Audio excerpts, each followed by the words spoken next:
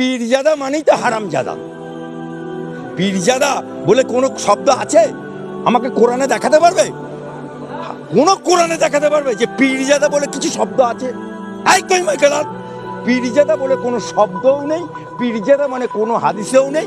অর্থাৎ পীরজাদা কোনোদিন কোনো কিছু হতে পারে না, আল্লাহর ওলি হতে পারে। কলিকাতার একজন উকিল সাহেব,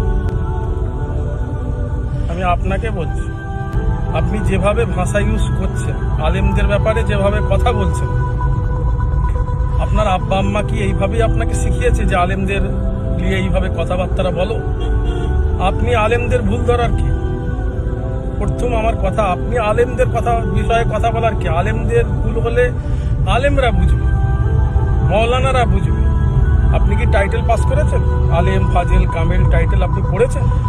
আপনি তো উকিল, আপনি উকিল সাহেব, উকিলের ব্যাপারে কথা বলবেন। আপনি আলেমদের নিয়ে কথা বলা অধিকার আপনাকে কে দিয়েছে?